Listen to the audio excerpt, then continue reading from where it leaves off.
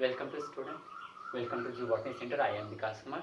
पिछली क्लास हम लोगों ने बात किए थे chapter 2 sexual reproduction in flowering plant. तो फ्लावरिंग प्लांट समझे थे, एंजियोस्पर्म को हम लोग फ्लावरिंग प्लांट बोलते हैं। वे प्लांट जो फ्लावर को प्रोड्यूस करते हैं वैसे प्लांट को हम लोग फ्लावरिंग प्लांट बोलते हैं, एंजियोस्पर्म प्लांट बोलते हैं। तो फ्लावर का स्ट्रक्चर देखे थे। फ्लावर क्या है? फ्लावर रिप्रोडक्टिव यूनिट है किनका? एंजियोस्पर्म प्लांट का। फ्लावर के जो 4 रोल होते हैं, 4 रोल का क्या क्या होते हैं? कैलिक्स, कोरोला, एंडोसियम और गाइनोसियम।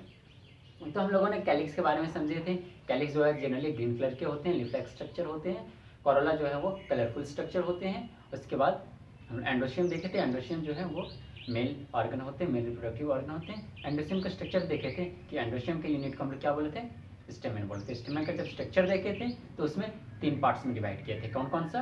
तो एंथर, कनेक्टिव और फिलामेंट। तो एंथर को जब हम लोग ट्रांसवर्स कट किए थे तो एंथर के ही अंदर आपको पता है, एंथर के अंदर ही male gamete means pollen grain का फॉर्मेशन होते हैं। तो कैसे होते हैं वो भी देखे थे। तो एंथर का जब ट्रांसवर्स कट किए थे तो उसमें टेट्रागोनल स्ट्रक्चर देखने के लिए मिले। टेट्रागोनल कह सकते हैं कि वो एक गोनल को हम लोग माइक्रोस्पोरेंजियम बोलते हैं। तो 4 माइक्रोस्पोरेंजियम देखने के लिए मिले किसमें?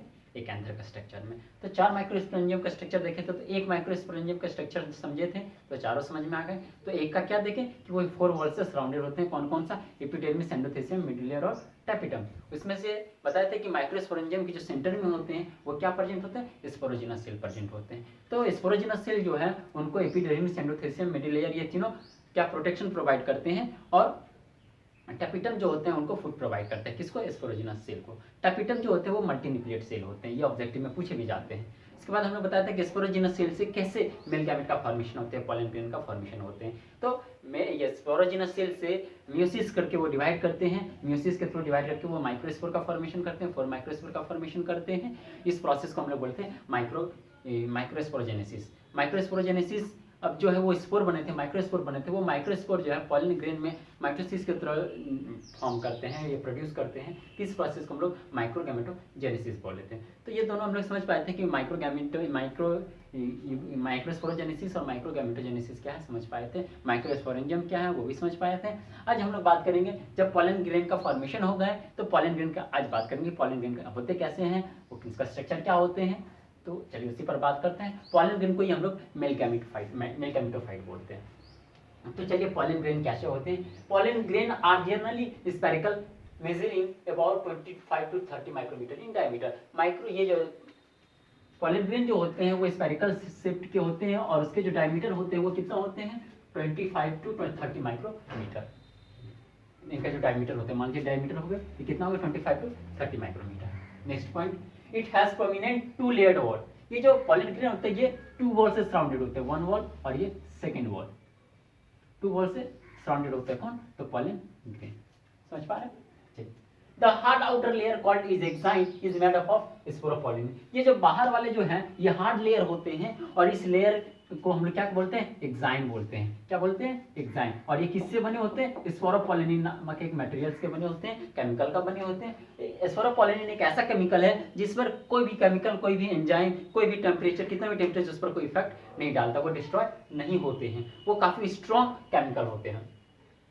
तो the thin and continuous inner called intine is made up of pectin and cellulose. और ये जो अंदर वाले होते हैं इसको हम लोग क्या बोलते हैं? इंटाइन। ये किसका बने होते हैं? सेल्यूलोज और पैक्टिन के बने होते हैं। नेक्स्ट बात करते हैं क्या? Sporopollenin is one of the resistance organic material. ये रेसिस्टेंस ऑर्गेनिक मटेरियल होते हैं। कौन? तो स्पोरोपोलिन जो होते हैं ये रेसिस्टेंट ऑर्गेनिक मटेरियल होते हैं जिस पर ना एसिड, ना एल्कलाइन, ना हाई टेम्परेचर, ना इंजाइम किसी का इफेक्ट नहीं पड़ते हैं। The hard outer layer exine have prominent aperture called germ pore. इसमें क्या होते हैं? बहुत जगह पोर पाए जाते हैं। किसमें? एक्साइन में। इस पोर को हम लोग क्या बोलते हैं? जर्मपोर। इसको क्या बोलेंगे? जर्मपोर। किसको? जो आउटर वाले लेयर में पोर पाए जाते हैं इसको क्या बोलेंगे? जर्मपोर। और जर्मपोर वाले प्लेस पे स्पोरोपोलिन नहीं पाए जाते हैं।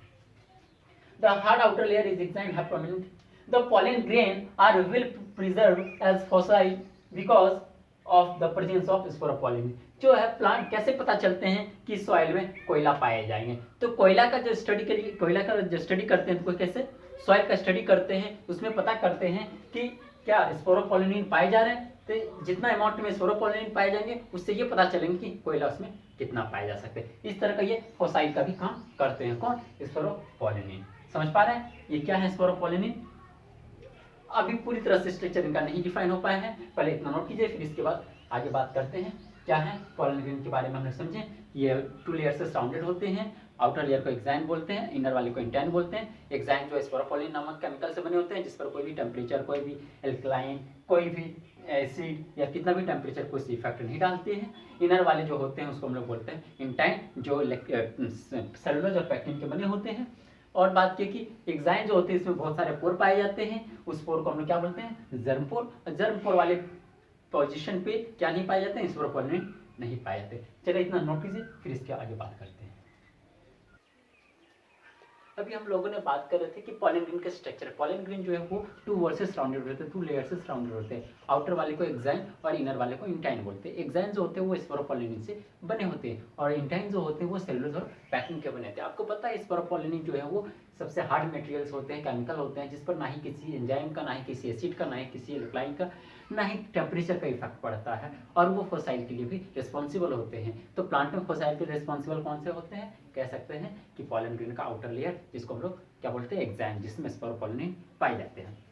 ये भी बताएं कि आउटर लेयर जो होता है उसमें छोटा छोटा पोर पाए जाते हैं, स्मॉल स्मॉल पोर पाए जाते हैं, जिसको हम लोग जर्म पोर बोलते हैं। वहाँ पे स्पोरोपोलिन नहीं पाए जाते हैं। चलिए उससे आगे देखते हैं कि जब पॉलन ग्रेन मैच्योर हो जाते हैं तो उसमें 2 सेल देखने के लिए मिलते हैं। When the pollen grain is mature it contain 2 cells, the vegetative cell और जेनरेटिव सेल। जब पॉलन ग्रेन मैच्योर कर जाते हैं तो उसके अंदर 2 सेल देखने के लिए मिलते हैं, एक वेजिटेटिव सेल और एक जेनरेटिव सेल। अब वेजिटेटिव सेल क्या है, जेनरेटिव सेल क्या है, उसके बारे में भी बात करते हैं।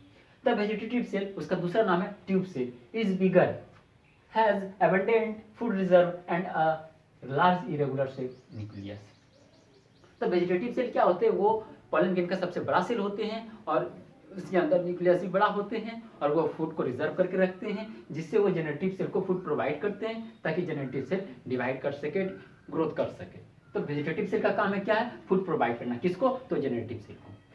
The generative cell is small and fluid in the cytoplasm of vegetative cell. Vegetative cell बड़ा होते हैं, उसी के साइटोप्लाज्म में जो है जेनेटिव सेल फ्लो करते हुए आपको नजर आएंगे। अब इसका डायग्राम दिखाएंगे तो ये समझ रहे हैं कि जेनेटिव सेल जो होते हैं यही एक्चुअल में मेल गैमेट है।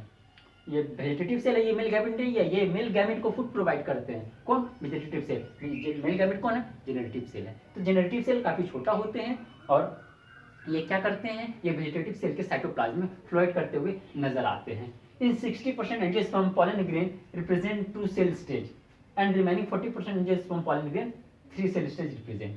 क्या होते हैं कि 60% प्लांट में क्या होते हैं कि पॉलन ग्रेन 2 सेल स्टेज को रिप्रेजेंट करते हैं, एक वेजिटेटिव सेल और एक जेनेटिव सेल। बट 60% प्लांट में क्या रिप्रेजेंट करते हैं? 3 सेल स्टेज। उसमें क्या क्या होते हैं? 2 वेजिटेटिव, एक वेजिटेटिव सेल होते हैं और 2 जेनेटिव सेल होते हैं। Generative cell divide mitotically to give rise to 2 male gametes. अब क्या है कि जो एक वेजिटेटिव सेल थे, एक जेनेटिव सेल थे, तो 40% में क्या देखने के लिए मिले? 3 सेल स्टेज। तो 3 सेल स्टेज में क्या हुए कि जो एक जेनेटिव सेल थे वो माइटोटिकली डिवाइड करके 2 जेनेटिव सेल को बना लिए और एक वेजिटेटिव सेल, कुल मिला के 3 सेल स्टेज हो गए। चलिए तो ये समझ पा रहे हैं कि क्या हुआ, कैसे पॉलन ग्रेन डिवाइड किए, कैसे उसका स्ट्रक्चर हुए, उसके अंदर कौन कौन से सेल पाए जा रहे हैं। जनरली यही 2 सेल और 3 सेल। एक्चुअल में अभी हम लोग पॉलन ट्यूब के बारे में समझेंगे, ये पॉलन ग्रेन समझ रहे हैं। जब हम लोग पॉलिनेशन के बाद आगे पढ़ लेंगे तो उसी में देखेंगे कि डबल फर्टिलाइजेशन जब हो रहे हैं तो वहाँ पे पॉलन ग्रेन पॉलन ट्यूब में कन्वर्ट हो रहे हैं। तो पॉलन ट्यूब एक्चुअल में 3 सेल स्टेज ही होते हैं। मान लीजिए जो पॉलन ग्रेन 2 सेल स्टेज है वो जब स्टिग्मा के पास जाते हैं तो वहाँ पे जाकर उसको 3 सेल स्टेज बनाना ही पड़ता है। तो उस पर भी हम लोग आगे बात करेंगे। अब ये समझ में आए कि कैसे होते हैं। उसके अंदर 2 सेल देखने के लिए मिलते हैं। पॉलन ग्रेन के अंदर 60% पॉलन ग्रेन जो है वो 2 सेल को रिप्रेजेंट करते हैं और 40% पॉलन ग्रेन 3 सेल को रिप्रेजेंट करते हैं। और इसके आगे और भी बात समझेंगे कि कैसे 3 सेल स्टेज को ही ज्यादातर पॉलन ट्यूब रिप्रेजेंट करते हैं, ज्यादातर क्या मैक्सिमम। तो वेजिटेटिव सेल क्या करते हैं? जेनेटिव सेल को फूड प्रोवाइड करते हैं। जेनेटिव सेल एक्चुअल में मेल गैमेट होते हैं। इसको नोट कीजिए। फिर इसके बाद हम लोग अभी स्ट्रक्चर को देखेंगे। तो अभी हम लोगों ने जो है पॉलन ग्रेन के स्ट्रक्चर के बारे में पूरा डिटेल किए कि कैसे उसका स्ट्रक्चर अब बनाए हुए हैं। देखिए समझिए कैसे बनाए हुए हैं। देखिए इसमें बताया कि 2 वॉल से सराउंडेड होते हैं। कौन? Pollen grain. तो देखिए एक्साइन और इंटाइन। एक्साइन सबसे बाहर वाले हुए और इंटाइन अंदर वाले हुए जो कंटिन्यूअस है। और एक्साइन जो होता है उसके बीच बीच में देखिए पोर देखने के लिए मिल रहे हैं, लेकिन इंटाइन जो है वो कंटिन्यूअस है। एक्साइन में पोर है, जहाँ पे पोर है उसको हम लोग क्या बोलते हैं, जर्म पोर। क्या बोलते हैं, जर्म पोर। जर्म पोर वाले प्लेस पे क्या होंगे, स्पोरोपोलिन नहीं पाए जाएंगे। बाकी बात जहाँ जहाँ पे एक्साइन का लेयर है वहाँ पे स्पोरोपोलिन पाए जाएंगे। सेलुलोज जो है, सेलुलोज और पैक्टिन जो है इंटाइन जिससे बने होते हैं, वो सेलुलोज और पैक्टिन जो कंटिन्यूअस होते हैं। अब देखिए ये क्या है, पॉलिन ग्रेन के अंदर जब देखते हैं हम लोग, इसका साइटोप्लाज्म देखते हैं तो एक इसमें बड़ा सा सेल देखते हैं। ये पूरा जो सेल देख रहे हैं, ये बड़ा वाला सेल क्या है, वेजिटेटिव सेल। और वेजिटेटिव सेल के ही साइटोप्लाज्म में जेनरेटिव सेल फ्लो करता हुआ नजर आ रहा है। देखिए हो सकता है यहाँ भी हो सकते हैं, यहाँ भी दिखेंगे, कहीं भी दिखा सकते हैं। और ये जो है ये ट्यूब न्यूक्लियस है। वेजिटेटिव सेल को हम लोग ट्यूब सेल भी बोलते हैं, तो इसको हम लोग क्या बोल सकते हैं, ट्यूब न्यूक्लियस या फिर ट्यूब सेल न्यूक्लियस या वेजिटेटिव न्यूक्लियस, वो कह सकते हैं कि वेजिटेटिव सेल का दूसरा नाम क्या है, ट्यूब सेल। ये फूड प्रोवाइड करते हैं किसको, जेनरेटिव सेल को। तो इस डायग्राम को अभी आप इसके बारे में पहले हम लोग जो सेंटेंस को लिखे थे समझे थे, इस डायग्राम को परिपूर्ण रूप से आप समझ पाए होंगे, इसमें किसी तरह का कोई डाउट हमको नहीं लगता है कि होंगे। तो फिर भी एक बार फिर से रिपीट करते हैं इस डायग्राम के बारे में कि ये दो लेयर से सराउंडेड होते हैं। कौन, पॉलन ग्रेन। ये स्पेरिकल स्ट्रक्चर के होते हैं, देखिए स्पेरिकल दिख रहे हैं। और इसका डायमीटर कितना आता है, 25 से 30 माइक्रोमीटर। तो 25 से 30 माइक्रोमीटर होंगे। ये जो है टू लेयर से सराउंडेड होते हैं, एक्साइन और इंटाइन। देखिए टू लेयर से है। एक्साइन जो होते हैं वो पोरस होते हैं, बीच बीच में पोर पाई जाती है, जिस पोर को हम लोग क्या होते हैं, जर्म पोर। ये भी बताया कि एक्साइन जो होते हैं वो स्पोरोपोलिन केमिकल से बने होते हैं। स्पोरोपोलिन पर कोई केमिकल, कोई एंजाइम, कोई भी एल्काइन, कोई भी एसिड या कितना भी टेम्परेचर उस पर कोई इफेक्ट नहीं डालते। वो एक तरह का फोसाइल होते हैं। और ये भी पता चलते हैं कि मान लीजिए मिट्टी का स्टडी करते हैं तो ये पता चल जाता है कि इसमें कितने स्पोरोपोलिन पाए गए हैं, तो उससे ये भी पता चलता है कि इस मिट्टी में कोयला निकलने वाला है।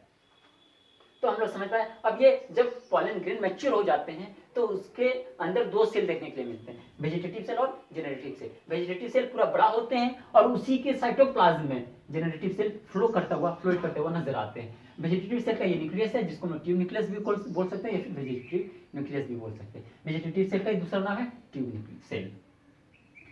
तो जेनरेटिव सेल देखें किस तरह फ्लो करते हुए नजर आ रहे हैं। वेजिटेटिव सेल का क्या, तो अभी हम लोगों ने जो है पॉलन ग्रेन के स्ट्रक्चर को देखें।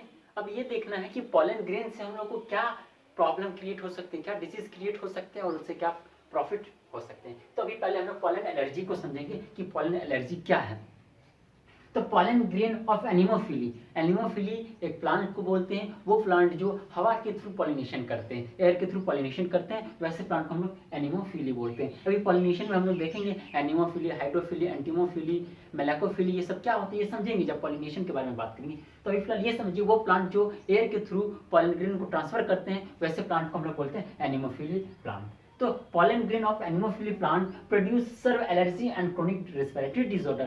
जो एयर के थ्रू pollen grain मतलब ये pollen grain को ट्रांसफर करते हैं one place to another place, वो प्लांट से क्या होते हैं, हम लोग को क्रॉनिक रिस्पिरेटरी डिसऑर्डर होते हैं या फिर सर्व एलर्जी होते हैं। ये कैसे होते हैं, जब हम लोग एयर को इनहेल करते हैं अपने बॉडी के अंदर तो हमारे रिस्पिरेटरी सिस्टम जो म्यूकस है, म्यूकस पे जो है जाके कौन, ये पॉलन ग्रेन जाके चिपक जाते हैं और उससे हम लोगों को बहुत सारे डिजीज क्रिएट होते हैं। जैसे डिजीज का नाम है the common chronic respiratory disorder are asthma, bronchitis, hay fever. आप लोग देखते हैं गर्मी के दिन में हम लोग के शरीर में फोड़ा फुंसी वगैरह निकलने लगते हैं। तो ये पार्थेनोकार्पिक जो है, पार्थेनोकार्पिक या फिर कैरोटग्रास, उसी का नाम पार्थेनियम या फिर कैरोटग्रास उसी का नाम है, एक प्लांट है। ये प्लांट से हम लोगों को हे फीवर होने की ज़्यादा चांसेस होते हैं और गर्मी में ऐसा होते भी है। अभी देखने के लिए मिलेंगे कैरोटग्रास का प्लांट, आप लोग सब कोई देखेंगे, नहीं देखेंगे हम व्हाट्सएप पे इसका जो है पार्थेनियम का जो है फोटो अपलोड कर देंगे, आप लोग देख लीजिएगा, आसानी से समझ में आ जाएंगे। The carrot grass of parthenium came into India, Mexico as a contaminated with import wheat was spread all over the country। जब भारत देश आज़ाद हुए थे तो हम उस वक्त पहले हमारे प्रधानमंत्री थे पंडित जवाहरलाल नेहरू, उन्होंने ही अपने देश में गेहूं को मंगाए थे। तो उसी दौर में एक ये नारा लगे थे, जय जवान जय किसान। ये स्टेटमेंट जो है लाल बहादुर शास्त्री ने बोले थे। तो ये उस वक्त के जो प्रधानमंत्री थे वो कौन थे, पंडित जवाहरलाल नेहरू। उन्होंने क्या किए, मैक्सिको मीन्स अमेरिका से गेहूं के वीट के सीड को लाया गया ताकि इंडिया में जो है वीट का कल्टीवेट किया जा सके। जब वो वीट के सीड को लाए तो उसके साथ पार्थेनियम भी आ गए, लेकिन पता नहीं चले कि ये पार्थेनियम है। तो बाद में पार्थेनियम जब भारत में पूरी तरह से फैल गए और इससे हम लोग को डिजीज क्रिएट होने लगे, पता किए कि इससे क्या प्रॉब्लम हो रहे हैं, तो वो देखें कि पार्थेनियम जो है, कैरोट जो है, इससे रेस्पिरेटरी डिसऑर्डर देखने के लिए मिल रहे हैं। वो उसका क्या क्या नाम है? अस्थमा हो सकते हैं, ब्रोंकाइटिस हो सकते हैं, या फीवर हो सकते हैं। ये किससे हो रहे हैं? पार्थेनियम के पॉलन ग्रेन से, या पॉलन एलर्जी के through. The study of pollen grain, palynology. Palynology, palynology किसके स्टडी को बोलते हैं? पॉलन ग्रेन के स्टडी को बोलते हैं। पॉलन ग्रेन जो है, अलग अलग प्लांट का अलग अलग पॉलन होते हैं, उसका क्या क्वालिटी होते हैं आपको पता होगा। हनी जो बनते हैं वो किससे बनते हैं? पॉलन ग्रेन से ही बनते हैं। वो जो है कौन, हनी जो होते हैं वो फ्लावर पे जाके बैठते हैं, उससे नेक्टर को एब्जॉर्ब करते हैं और वो अपने हाउस को बनाते हैं, मीन्स अपने रूफ को बनाते हैं। उसी रूप से हम लोग हनी क्रिएट करते हैं। तो हनी भी अलग अलग जगह का पॉलन ग्रेन अलग अलग होते हैं और अलग अलग जगह का हनी अलग अलग टेस्ट होते हैं। तो उसी का स्टडी को हम लोग कह सकते हैं पॉलिनोलॉजी। पॉलिनोलॉजी मीनिंग क्या होगा? Study of pollen grain is called palynology. चलिए इसको नोट कीजिए। अब हम लोग बात करेंगे कि पॉलन फूड, या पॉलन से हम लोग को क्या क्या फूड प्रोवाइड होते हैं। तो पॉलन एलर्जी समझ पाए कि पॉलन के थ्रू, मीन्स पॉलन ग्रेन जो एयर में रिलीज होते हैं, जैसे प्लांट, उस प्लांट को क्या बोलते हैं? Anemophily plant. इससे हम लोग को डिजीज क्रिएट होते हैं, इसी डिजीज को हम लोग बोलते हैं पॉलन एलर्जी। तो पॉलन एलर्जी कॉमनली क्या क्या हो सकते हैं? अस्थमा हो सकते हैं, ब्रोंकाइटिस हो सकते हैं, या फीवर हो सकते हैं। इसके बाद ये जो अस्थमा, ये सब जो डिजीज हो रहे हैं, पॉलन एलर्जी जो हो रहे हैं, किस प्लांट के थ्रू ज्यादातर होते हैं? वो होते हैं कैरोट ग्रास और पार्थेनियम। ये एक तरह का वाइडली प्लांट होते हैं, वीडली प्लांट होते हैं, सॉरी वीडली मीन्स कहते हैं वैसे प्लांट जिसका कोई यूज नहीं होता है, और ये हिंदी में कह सकते हैं बहुत बड़ा खरपतवार है जो हमारे लिए कोई यूजफुल नहीं होता है, बट इससे हम लोगों को पॉलन एलर्जी क्रिएट होते हैं। तो ये भारत में पहले नहीं थे। भारत में कब आए? जब मैक्सिको से इंडिया में वीट लाया गया था, तब इसके साथ पार्थेनियम भी आए थे और इसी से हम लोगों को पॉलन एलर्जी क्रिएट होने लगे। और पॉलन ग्रेन के स्टडी को हम लोग पॉलिनोलॉजी बोलते हैं। ठीक है, चलिए इसको नोट कीजिए। अब बात कर देंगे पॉलन फूड पे। तो अभी हम लोगों ने जो है पॉलन एलर्जी के बारे में समझे कि उससे हम लोग को क्या क्या प्रॉब्लम हो सकते हैं। एनिमोफिली प्लांट उसको बोलते हैं जो एयर के थ्रू पॉलिनेशन करते हैं, तो उसका पॉलन ग्रेन एयर में फ्लो करते हुए नजर आते हैं। अब चलिए पॉलन का फूड के रूप में हम लोग फूड के फॉर्म में हम लोग यूज करते हैं। तो कैसे यूज करते हैं उसके बारे में भी बात करते हैं। पॉलन फूड, तो pollen grains are rich nutrients. Pollen grain में जो होते हैं बहुत अधिक न्यूट्रिएंट्स पाए जाते हैं, जिनका यूज हम लोग फूड के फॉर्म में करते हैं। तो किस किस फॉर्म में करते हैं वो भी देखते हैं। They are being used as food supplement in the form of tablet and syrup. जिनका हम लोग पॉलन ग्रेन का यूज करते हैं हम लोग किसमें? तो फूड सप्लीमेंट के रूप में करते हैं। किस किस फॉर्म में? टैबलेट्स और सिरप के फॉर्म में। इन वेस्टर्न कंट्री में इनका बहुत ज़्यादा यूज होता है, अपने कंट्री में बहुत कम होते हैं। जबकि सबसे अच्छा पॉलन फूड आप हमारे ही कंट्री में बनते हैं। कहते हैं कि अपने देश में अपने जो उपजाऊ होते हैं, घर की मुर्गी दाल बराबर, वही कहानी होते हैं कि इंडिया में ही जब पॉलन फूड बहुत अच्छा प्रेजेंट है, तो इनका वेस्टर्न कंट्री में ज़्यादा यूज होते हैं, अपने कंट्री में कम होते हैं। In Western country, a large number of pollen product in the form of tablets and syrup are available in the market. उनके मार्केट में ये बहुत ज़्यादा अमाउंट में पाए जाते हैं, टैबलेट और सिरप, वहाँ के लोग बहुत ज़्यादा यूज करते हैं। तो pollen food supplements to increase the performance athletes and racing horse, ये क्या करते हैं? आप लोग देखते होंगे, ये प्लेयर्स को देखते हैं, एथलीट्स को देखते होंगे, जब वो लोग दौड़ते हैं, दौड़ने से पहले वो लोग जूस पीते हैं। तो जूस क्या चीज़ के होते हैं? उसमें जो है पॉलन सिरप को मिलाया जाता है। ये जो है पॉलन सिरप को मिलाया जाता है ताकि उसकी एक्टिविटी को इंक्रीज कर सके, उसकी जो परफॉर्मेंस को है वो इंक्रीज किया जा सके। आप लोग क्रिकेट मैच भी देखते होंगे, उसमें भी देखते होंगे प्लेयर सब जब ड्रिंक्स ब्रेक देते हैं तो वो लोग ड्रिंक के साथ कुछ जूस लेते हैं, तो वो जूस में क्या होते हैं? पॉलन सिरप मिलाए होते हैं। कभी कभी ये देखते होंगे कि काफी ज्यादा हरासमेंट सा फील होते हैं प्लेयर को, तो वो टैबलेट खा लेते हैं खेलने से पहले, तो वो टैबलेट भी जो है क्या है? पॉलन फूड के होते हैं, इसी का वो यूज करते हैं। तो आप लोग समझ पाए कि पॉलन फूड क्या है। फिर से एक बार रिपीट कर देते हैं। Pollen grain are rich nutrient, इसमें बहुत अमाउंट में न्यूट्रिएंट होते हैं। न्यूट्रिएंट में protein, carbohydrate, fats, vitamin, minerals, acid सब पाए जाते हैं, तो वो अधिक अमाउंट्स में होते हैं। किस में होते हैं? पॉलन फूड में, पॉलन ग्रेन में होते हैं।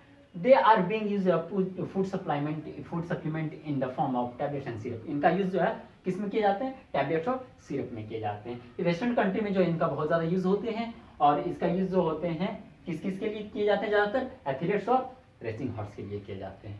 आप समझ पाए पॉलन फूड, पॉलन एलर्जी समझ पाए और पॉलन फूड समझ पाए। अब हम लोग बात करेंगे पॉलन वायबिलिटी। पॉलन वायबिलिटी क्या होते हैं? पॉलन वायबिलिटी जो होते हैं वो पॉलन ग्रेन का जो एक लाइफ स्पेन होते हैं, एक लाइफ पीरियड होते हैं, उसी पीरियड को ही हम लोग पॉलन वाइबिलिटी बोलते हैं। अब इस पर बात करेंगे कि क्या है पॉलन वाइबिलिटी, पहले इसको नोट कर लीजिए, फिर अभी पॉलन वाइबिलिटी पे बात करेंगे।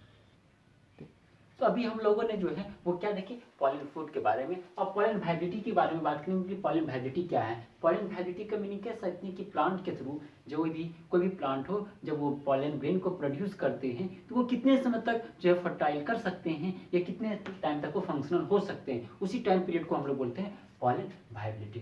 तो the period for which pollen grain remain functional is called pollen viability. मतलब जब वो रिलीज हो जाते हैं तो वो कितने समय तक अपने आप को फंक्शनल रख सकते हैं, उसी टाइम पीरियड को हम लोग बोलते हैं pollen viability. It depends upon temperature, humidity and genetic potential. देखिए अलग अलग प्लांट के जो पॉलन ग्रेन होंगे उनकी पॉलन वाइबिलिटी डिफरेंट डिफरेंट होंगे। जैसे आप लोग को बताए थे कि डिफरेंट डिफरेंट ऑर्गेनिज्म का लाइफ स्पेन डिफरेंट डिफरेंट होते हैं, सभी ऑर्गेनिज्म का एक अपना डिफरेंट लाइफ स्पेन होती है। उसी तरह ये पॉलन वाइबिलिटी मतलब पॉलन की लाइफ स्पेन की बात कर रहे हैं। तो पॉलन की जो लाइफ स्पेन वो किस पे डिपेंड करते हैं, वो टेम्परेचर पे डिपेंड करते हैं, ह्यूमिडिटी पे डिपेंड करते हैं और जेनेटिक पोटेंशियल। मान लीजिए कि टेम्परेचर बहुत अधिक हो गए हैं तो पॉलन ग्रेन का लाइफ वाइबिलिटी, पॉलन वाइबिलिटी कम हो जाएंगे। अगर ह्यूमिडिटी कम हो जाएंगे तो बढ़ जाएंगे, अगर ह्यूमिडिटी बढ़ जाएंगे ह्यूमिडिटी अगर कम हो गए तो इससे भी जो है पॉलन वाइबिलिटी पे डिफेक्ट होंगे। तो इसको ये पॉलन वाइबिलिटी को डिफेक्ट ये डिपेंड किस पे करते हैं, टेम्परेचर पे, ह्यूमिडिटी पर और उसका जेनेटिक पोटेंशियल। जेनेटिक मतलब उसका ये क्या कहते हैं, बैक जनरेशन का क्या कैरेक्टर रहे हैं उस पर भी डिपेंड करते हैं। In some cereals such as rice and wheat pollen grain loss pollen viability within 30 minute of their release. Generally हम लोग देखते हैं कुछ सीरियल की बात करते हैं जिसमें आते हैं राइस और व्हीट की बात करते हैं। तो राइस और व्हीट में क्या होते हैं, इसमें जब ये पॉलन ग्रेन को रिलीज करते हैं एयर में तो ये 30 मिनट तक इसका लाइफ पीरियड होते हैं। मीन्स उसका पॉलन वाइबिलिटी कितना होते हैं, 30 मिनट के अप्रॉक्स होते हैं। अलग अलग प्लांट में अलग अलग होते हैं। इसके बाद देखिएगा 30 minute. It is possible to store pollen grain of a large number of species for years in liquid nitrogen -196 degree Celsius and use as pollen bank similar to seed bank. क्या होता है, ये पॉलन ग्रेन को हम लोग store करके भी रख सकते हैं। मान लेते किसी स्पीसीज का अच्छा पॉलन ग्रेन है तो उसको हम लोग पॉलन बैंक में स्टोर करके रख सकते हैं। पॉलन बैंक में स्टोर करेंगे तो उसके लिए क्या कंडीशन चाहिए, उसके लिए कंडीशन चाहिए लिक्विड नाइट्रोजन चाहिए और वहाँ का टेम्परेचर क्या होना चाहिए, -196 डिग्री सेल्सियस। ये टेम्परेचर पे ही पॉलन ग्रेन को जो है स्टोर करके रख सकते हैं, मतलब उसको फंक्शनल करने के लिए रख सकते हैं, वो सालों साल तक रख सकते हैं। इसी प्रकार सीड को भी similar to seed bank, seed को भी हम लोग इसी तरह रखते हैं। तो पॉलन ग्रेन और सीड को रखने का एक ही प्रोसेस है, एक ही टेम्परेचर है। समझ पाए कि पॉलन वाइबिलिटी क्या है। पॉलन वाइबिलिटी हम लोग किसको बोलेंगे, पॉलन वाइबिलिटी हम लोग बोलेंगे पॉलन ग्रेन की जो फंक्शनल पीरियड होते हैं उस पीरियड को बोलते हैं। रिलीज होने के बाद वो कितने समय तक फंक्शनल रह सकते हैं उसी टाइम को हम लोग पॉलन वाइबिलिटी बोलते हैं। ये सब में अलग अलग होते हैं। राइस और व्हीट में 30 मिनट्स के अप्रॉक्स होते हैं और अलग अलग स्पीसीज का ये किस पे डिपेंड करते हैं, पॉलन वाइबिलिटी। देखिए ऑब्जेक्टिव क्वेश्चन यहाँ पे बनते हैं, pollen viability depend upon temperature, humidity and genetic potentiality. और इसको जब स्टोर, और एक ऑब्जेक्टिव यहाँ से भी बनते हैं कि जो इसको स्टोर किया जाते हैं पॉलन बैंक में तो क्या कंडीशन होना चाहिए, कंडीशन होना चाहिए कि नाइट्रोजन लिक्विड होना चाहिए और टेम्परेचर कितना होना चाहिए, -196 डिग्री सेल्सियस होना चाहिए। ये इंपॉर्टेंट है, ये 2 पॉइंट से क्वेश्चन ऑब्जेक्टिव बन सकते हैं। चलिए इनको नोट कर लीजिए। पॉलन वाइबिलिटी यहाँ पे खत्म होते हैं। और अब जो रहे हम लोगों का यहाँ से पूरी तरह से समझ पाए कि एंडोशियम की बात करते हैं। एंडोशियम में हम लोग स्टेमेन को देखें, स्टेमेन का एंथर को देखें, पॉलन ग्रेन का फॉर्मेशन देखें, पॉलन ग्रेन का स्ट्रक्चर देखें, पॉलन एलर्जी को समझें, पॉलन वाइबिलिटी को समझें और पॉलन फूड को समझें। अब हम लोग पॉलन की बात खत्म करके अब हम लोग आगे नेक्स्ट डे बात करेंगे गायनेशियम पे। गायनेशियम का यूनिट को हम लोग बोलते हैं पिस्टिल या फिर कार्पेल। तो पिस्टिल के स्ट्रक्चर को देखेंगे कि फीमेल गैमेट कैसे फॉर्म होते हैं। पहले हम लोग मेल गैमेट का फॉर्मेशन कर लिए, मेल गैमेट के बारे में पूरा डिटेल इन्फॉर्मेशन एब्जॉर्व कर लिए। अब हम लोग आगे बढ़ेंगे, गायनेशियम की बात करेंगे। Thank you. वीडियो को लाइक सब्सक्राइब जरूर करें।